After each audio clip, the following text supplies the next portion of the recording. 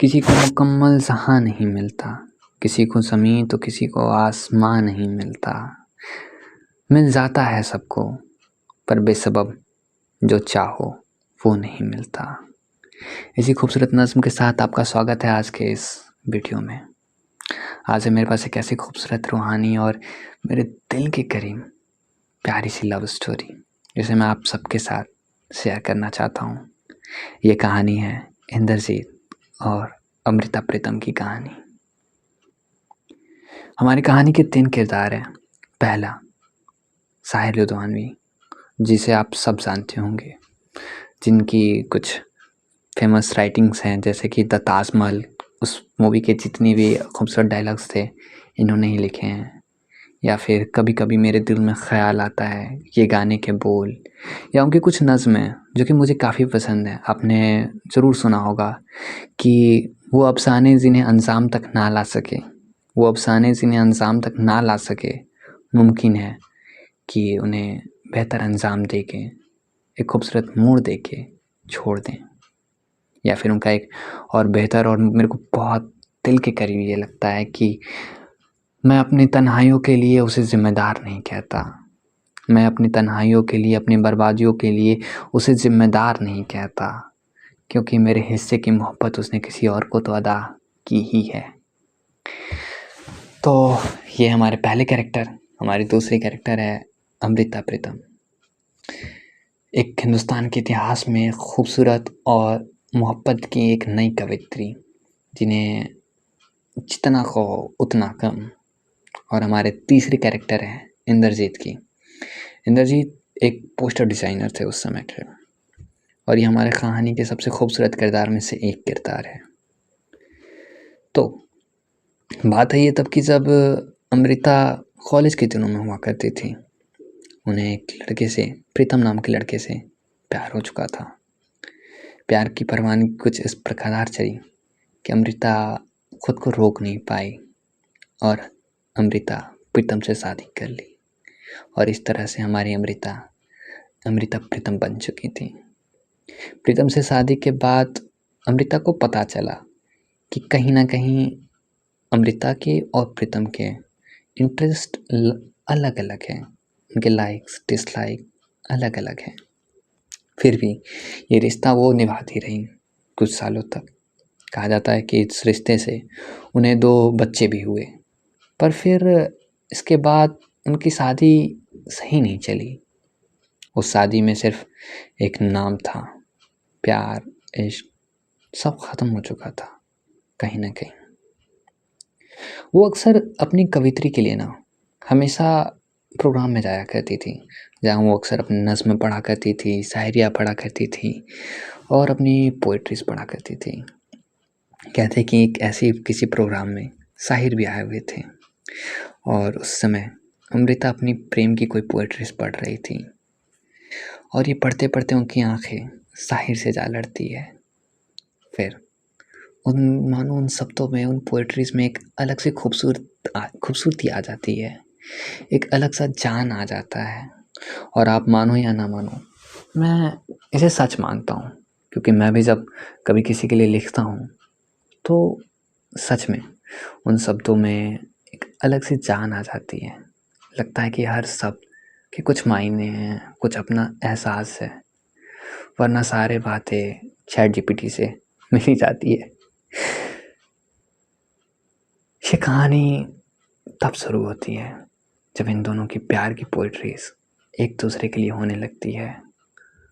साहिर भी जब स्टेज पे जाते हैं तो अमृता को देखते हुए अपनी पोइट्रीज पढ़ते हैं, जैसे मानो कि वो अपने इश्क का इजहार कर रहे हो। फिर जैसे ही ये पोइट्रीज ख़त्म होती हैं, दोनों का मिलने का सिलसिला भी वहीं थम जाता है। दोनों वापस अपने घर चले जाते हैं। कई दिनों तक मुलाकात या बात का कोई ज़रिया नहीं होता, पर जहन में अब भी एक दूसरे की वो यादें तरोताज़ा रहती हैं। कुछ दिनों के बाद एक ऐसे ही प्रोग्राम में ये दोबारा मिलते हैं। फिर से आंखें एक दूसरे पे थमती है, एक दूसरे को देख के फिर से वो पोइट्रीज करते हैं। बस अगर कोई से इमेजिन करना चाहे ना, तो तुम इस तरीके से सोचो कि जस्ट तुम्हारे सामने तुम्हारा प्यार खड़ा है और तुम उसे पूरी दुनिया के सामने ये जता रहे हो कि हाँ, तुम हो सब कुछ। मतलब मेरा आज भी, मेरा कल भी और मेरा सब सिर्फ और सिर्फ तुम। कुछ इसी कदर का प्यार उन दोनों के बीच में पनप चुका था। लेकिन इस प्यार का कोई नाम होता तब तक हिंदुस्तान का बंटवारा हो चुका था। साल 1947। शायर को किसी पार्टीशन के बाद लाहौर जाना पड़ा। लाहौर से कुछ ही सालों के बाद वो वापस मुंबई आ जाते हैं काम के सिलसिले में। यहाँ आने के बाद वो अपनी मूवीज़ या इंडस्ट्रीज़ में काम करने लगते हैं, पर साथ ही साथ वो अमृता के लिए प्रेम पत्र, पोइट्रीज़ जारी रखते हैं। उधर अमृता भी अपने शायर के लिए मोहब्बत की दास्तां लिखना शुरू कर देती है। वो भी अपनी इंटरव्यूज़ में, अपनी पोइट्रीज़ में, अपनी प्रोग्राम्स में अक्सर शायर के इर्द गिर्द बातें क्या करती थी। पर वो कहते हैं ना कि सब कुछ था उनके मोहब्बत में, पर कुछ चीज़ें अभी भी मिसिंग थी। जैसे कि कहा जाता है कि पूरे हिंदुस्तान को पता था कि शायर अमृता से प्रेम करते हैं और अमृता शायर से, पर शायर ने कभी किसी को खुले मन से इसको एक्सेप्टेंस नहीं दिया। और ये एक मोहब्बत में ना बहुत ज़रूरी होता है कि जब आप किसी से प्यार करो ना, तो उसका हाथ थाम के कह सको कि हाँ, मैं हूँ इसके लिए। पूरी दुनिया भी इसके खिलाफ खड़ी हो ना, तो मैं हूँ इसके लिए। ये गुमनाम नहीं है, इसका नाम है, और इसका नाम मेरा नाम है।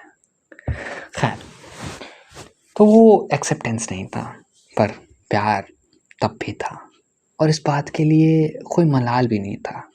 एक खूबसूरत किस्सा कहा जाता है कि साहिल को ना सिगरेट पीने की काफ़ी बुरी लत थी। वो अक्सर सिगरेट अपने हाथ में लिया करते थे, और जब वो थोड़ी सी बची हो तो उसे वो फेंक दिया करते थे। और अमृता को ना साहिर के होंठ बड़े प्यारे लगते थे, तो साहिर हमेशा अमृता सोचती थी कि मैं साहिर के होंठों को कैसे चूमूं।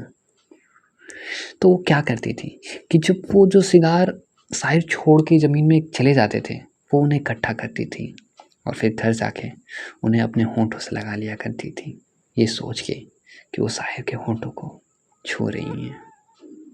कितना खूबसूरत है ना ये एहसास भी।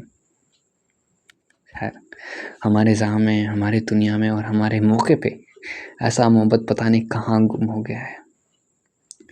बहरहाल, इधर अमृता की लेखनी का काम हमेशा जारी रहता है। फिर जैसे उनकी किताबें कंप्लीट होती है, उन्हें अपनी बुक की कवर के लिए किसी पोस्टर डिज़ाइनर की ज़रूरत होती है।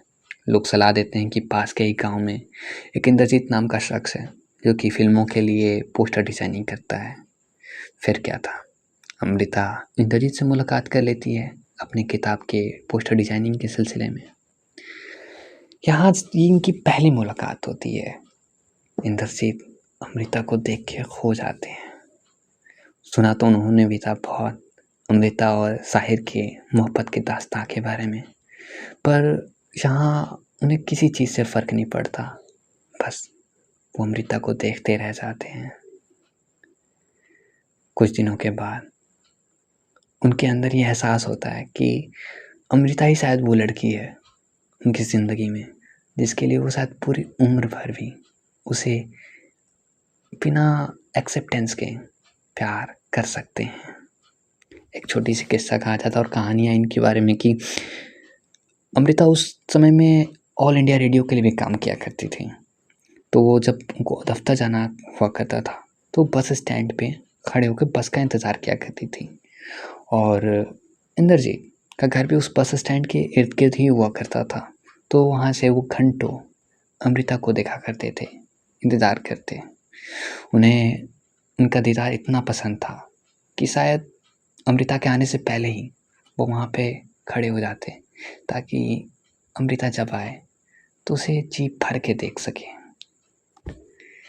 पर एक बात से उन्हें नाराज़गी भी थी कि उन्हें अच्छा नहीं लगता था कि अमृता यूँ घंटों इंतज़ार करती है सिर्फ एक बस के लिए। कहा जाता है कि उन दिनों में उनके पास सिर्फ एक छोटी सी साइकिल हुआ करती थी, उन्होंने अपने साइकिल को बेच दिया और 4-5 महीने करीब दिन रात एक करके काम किए, पाई पैसे जुटाए और एक स्कूटर लिया ताकि अमृता को ऑल इंडिया रेडियो ऑफिस तक छोड़ने जा सके। इसी बहाने कहीं ना कहीं उन्हें मुकम्मल वक्त एक दूसरे के साथ बिताने के लिए मिल जाए। इंद्रजीत कहते हैं कि जब वो बाइक से छोड़ा करते थे तो अमृता उनके पीठ पे ना कुछ लिखा करती थी, और वो कुछ और नहीं, सिर्फ और सिर्फ साहिर साहिर और साहिर था। इंद्रजीत को भले भांति पता चल चुका था कि चाहे वो कुछ भी कर ले, अमृता कभी भी साहिर से प्यार करना बंद नहीं कर सकती, क्योंकि कहीं ना कहीं अमृता भी साहिर से सच्ची मोहब्बत कर बैठी थी। पर इन सब से इंद्रजीत को कोई फ़र्क नहीं पड़ता था। इंद्रजीत शायद अपनी दुनिया में मग्न था। उन्होंने एक अलग इमेजिनरी दुनिया बना रखी थी जिसमें सिर्फ और सिर्फ अमृता रहती थी, और उन्होंने ठान रखा था कि इस रिश्ते में ना सिर्फ और सिर्फ उन्हें देना है, उन्हें कुछ नहीं चाहिए सिवाय अमृता के मुस्कान के। एक ऐसी मोहब्बत ना बहुत बहुत बहुत नसीब वाले लोगों को मिलता है। सच में ये प्यार की परवानगी चलती रही। कहते हैं कि आज़ादी के बाद हिंदुस्तान में अगर कोई पहला लिविंग रिलेशनशिप में कपल रहने वाला कोई है तो वो इंद्रजीत और अमृता रहते थे। कहते हैं कि अमृता को अक्सर रात में लिखने का बहुत शौक था और इंद्रजीत को दिन में। तो अक्सर जब अमृता रात को लिखने का काम अपना किया करती थी तब इंद्रजीत सो जाया करते थे, और जैसे ही अगर उनकी नींद टूटे और वो देखें कि अमृता अभी भी लिख रही है तो वो उठ के जाते अमृता के पास, उनके लिए चाय बना के रख देते। ऐसे दोनों में उस समय कोई बातें तो कुछ खास नहीं हुआ करती थी, बस एक हल्का सा एक्नॉलेजमेंट मिलता था एक दूसरे से कि हाँ, thank you for being with me at this time. एक खूबसूरत प्यार। कहते हैं कि दुर्घटना में उनका एक्सीडेंट हो गया था घर में ही, अमृता का। तो कमर के पास लचक ऐसी हो गई थी कि उसे चल फिर नहीं सकती थे, वो पूरी तरीके से बेड पर आ चुकी थी।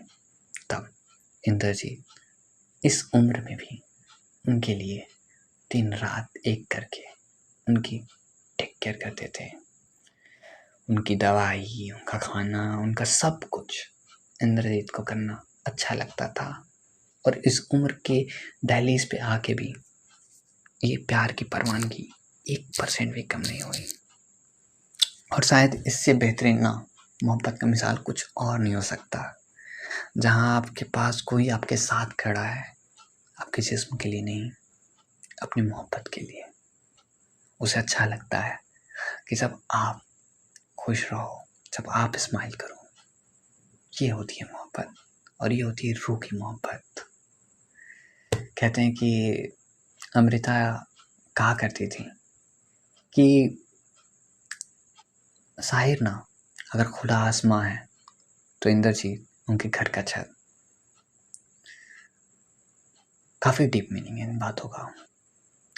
खैर, उन्होंने जो आखिरी कविता अपनी लिखी थी वो इंद्रजीत की लिखी थी कि सुनो, इस जन्म में ना सही पर अगले जन्म में हम ज़रूर मिलेंगे, एक खूबसूरत रिश्ते के साथ मिलेंगे, जहाँ हम इन दूरियों में नहीं, मोहब्बत से एक साथ एक दिल के अंदर रहेंगे। कब, कहाँ, कैसे, ये तो पता नहीं, पर ज़रूर मिलेंगे। और इसके साथ उनकी डेथ हो जाती है। फिर कुछ सालों के बाद इवन इंद्रजीत की भी 2022 के दिसंबर में उनकी डेथ हो जाती है, और ये किस्सा ख़त्म हो जाता है। मुझे ना ये किस्सा बहुत प्यारा लगा, और इसीलिए मैं इस वीडियो को भी कर रहा हूँ, क्योंकि एक सेल्फलेस मोहब्बत ना एग्जिस्ट करती है यार, करती है सच में। एक ऐसी मोहब्बत जिसमें आप कुछ भी ना चाहो, सिर्फ और सिर्फ अपने चाहने वाले के चेहरे पे खुशी चाहो, और हाँ, सामने वाला भी उतना ही बेहतर, उतना ही खूबसूरत हो, तो बात बनती है। एक छोटी सी नज़्म मैंने एक बार लिखी थी कि ये वन साइडेड लव भी कितना खूबसूरत होता है ना, जहाँ पाने के लिए कुछ भी नहीं होता है पर खुद को हमेशा खोना होता है। जहाँ तुम चेक करते रहते हो कि सामने वाले का टेक्स्ट आया है कि नहीं, उसकी तस्वीर को शायद तुम घंटों निहारते हो और पता नहीं कितने रातों की नींद कुर्बानी कर देते हो, और ये उसको शायद पता भी होता नहीं है नहीं। जहाँ तुम हक तो नहीं जता सकते, बस फ्रेंड हो ये बातें कह के हर बात टाल सकते। जहाँ तुम उसे पाने के लिए ख्वाब से ज़्यादा खोने का डर दिल में पाले रहते हो, और बिना उसके रिप्लाई के भी तुम अकेले में खुद ही उससे बातें कर लेते हो।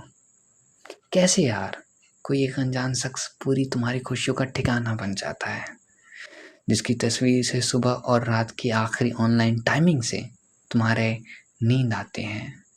पता ही नहीं लगता कि बिना किसी के चाहे भी ये इश्क हर दिन कैसे बढ़ जाता है। जहाँ वादों का, कसमों का कोई खेल नहीं होता, सिर्फ एक मन का और दूसरे दिल से मेल का रिश्ता होता है। एक ऐसा रिश्ता जो गुमनाम इस पूरी दुनिया में रहता है, पर शायद जहन में पूरी ताउम्र जिंदा रहता है। बड़ा प्यारा लगता है यार ये रिश्ता, जहाँ पे आप किसी सामने वाले के ऊपर डिपेंड नहीं करते हो कि वो खुश है, वो आपसे बात कर रहा है, नहीं कर रहा है, क्योंकि शायद आप एक अलग जोन में होते हो जहाँ आपको इन सब का कोई मायने ही नहीं पड़ता, जहाँ पे आप सिर्फ रहते हो अपने उस इमेजिनरी कैरेक्टर के साथ जिसमें आप जिसे प्यार करते हो, वो भी आपको उसी एफर्ट से प्यार करता है। हालांकि वास्तविकता बहुत दूर होती है, पर उन सपनों में ना काफ़ी जान और काफ़ी ठंडक सा एहसास होता है।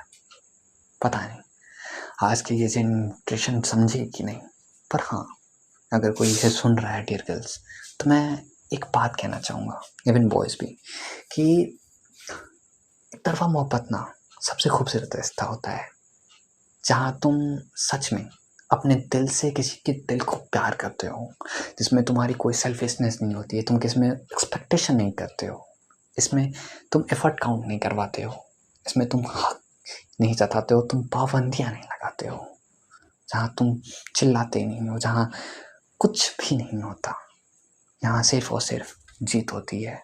अगर वो तुम्हें आज देख के स्माइल कर रही है, आज तुम्हारे मैसेज का रिप्लाई कर रही है, तो आज तुम खुश हो जाते हो, और अगर कल को नहीं करती है तो तुम खुद को समझा लेते हो कि यार शायद आज वो बिजी होगी, यार शायद वो कुछ कर रही होगी। कितना खूबसूरत होता है ना ये सारी चीज़, क्योंकि जब आप किसी दूसरे शख्स से दिल लगाते हैं ना, तो कहीं ना कहीं वो रिश्ता फिर एक अलग राह में चला जाता है, बोझ लगने लगता है। कभी कभी ऐसा एहसास होता है कि कहीं इसको मुझसे कोई बेहतर तो नहीं मिल गया। और आज के इस चमड़ी वाले दुनिया में खूबसूरत चमड़ी देख के तो हर कोई दूसरे पे फिसल जाता है। शायद वो इश्क रहा नहीं, पर ठीक है, जितना है मुकम्मल है। ये आज टू साइडेड रिलेशनशिप में आज इनके साथ कल उनके साथ अजब रिश्ता हो जाता है ना। इसीलिए तो मुझे तो बेहतर लगता है वन साइडेड रिलेशनशिप, क्योंकि पता है सब आजकल तो मैं ये भी सुनता हूँ कि ब्रेकअप हो गया इनसे उनसे, ये वो। यार मोहब्बत में ब्रेकअप कैसे हो सकता है? मोहब्बत तो हमेशा मोहब्बत रहता है ना। वो तो जब शुरू होता है तो उसका कोई ख़त्म तुम्हारी आखिरी सांस पे ही होना लिखा रहता है। मैंने कभी नहीं सुना कि शाहजहाँ ने मुमताज़ जहाँ से ब्रेकअप कर लिया हो, या लैला ने जूलियट से कर लिया हो, लैला मजनू ने कर लिया हो, या किसी का भी। यार मैंने नहीं सुना, या अपने अमरोज़ या फिर अमृता ने कर लिया हो। क्योंकि जब प्यार तुम्हारी रूहानी हो ना, तो सामने वाला सपोर्ट करे ना करे कोई फ़र्क नहीं पड़ता। The love must go on. And अगर हाँ आपके पास कोई एक तरफा आशिक आपको दिखता है, तो उसका मजाक नहीं, उसका कदर करें। That's it, thank you. बाकी अगर आपको जैसा लगा हो वीडियो, अपने राय हमारे कमेंट बॉक्स में ज़रूर दें।